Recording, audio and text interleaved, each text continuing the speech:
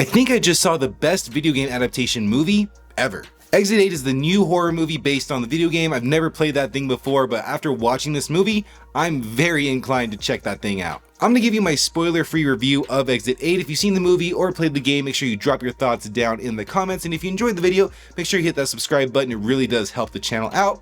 Without further ado, let's get to it. So the story of Exit 8 is just creepy and unsettling at its core. This person is stuck in an endless loop in a subway station, right? He's at level 0, he has to get to level 8 in order to escape. Exit 8. And in order to go from level 0 to level 1 to level 2, he has to keep walking straight unless he sees an anomaly, something that just doesn't look right and wasn't there before. If he notices that, he goes backwards and that's how he levels up. But if he doesn't notice the anomaly and he keeps walking forwards, he goes back to 0. Now, one of the things that I just loved about this movie is how organic everything felt. The rules, the character learns the rules, what I just told you, very organically in the movie. And as a viewer, you're learning the same exact thing at the same exact time. So as he's going through looking for these anomalies and learning the rules of the world that he's in now, you're learning. So while he's looking at everything, you're looking at everything. So it's a very interactive movie, and I really wasn't expecting that. I didn't know what to expect, but it wasn't Blue's Clues for adults. Now, one of the things that really worried me while watching this, once I settled in and understood what I signed up for, the same 3 or 4 hallways for an hour and a half, sounds boring, right? Wrong. This movie knew exactly what to do at the exact right time to keep you engaged. You're already looking with the character for the anomalies to try to get out of the subway. So you're already engaged. It's interactive. But then they do things. I'm not going to tell you what they are, but there are multiple things in this movie that they do to keep it fresh, to keep the story moving of the characters. You learn about their backstories.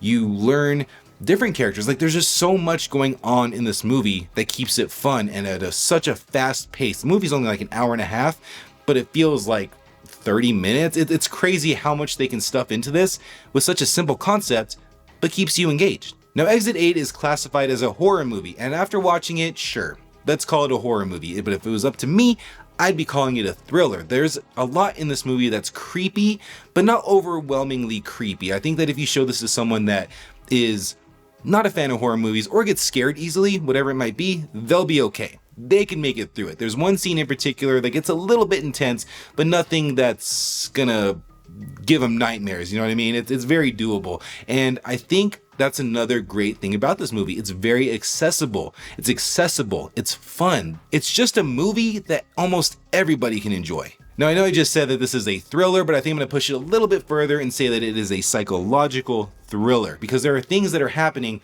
that are going to be open to interpretation, which is another great thing about this movie, because you can talk to your friends about it. You can have a discussion of, what did you think about this? What do you think actually happened here or here or here? Now, the movie does tell you enough to make this a very coherent story where you have A, B, and C plot points, but there's still some stuff there that you can talk about and it's left to interpretation. And another thing that I have to give a shout out to in this movie is the perspective, the camera work, all these different things that keep it fresh, keep it fun, keep us on our toes. What I'm talking about is there are scenes in this where it's first person of the character. Pretty cool, right? And then they switch it to long one-shot scenes every so often, which matches what's happening in the movie because the tension is there. But by doing whatever they're going to do in that scene with the camera raises the tension. It feels like every decision that they made in this movie was the right decision for whatever's happening on the screen. So whatever is going on, whether an anomaly is happening, whether how intense that anomaly might be, the camera work is making it even more effective. Honestly, this is the part of the review where I give you some negatives about this movie, but I am racking my head trying to figure something out. I know it's not a perfect movie, and I understand some people are probably going to have issues with maybe the pacing, the thing that I was saying that they did a great job on. I understand that. But I went into this movie cold. I didn't see the trailer. I vaguely knew what it was about, but very, very vague.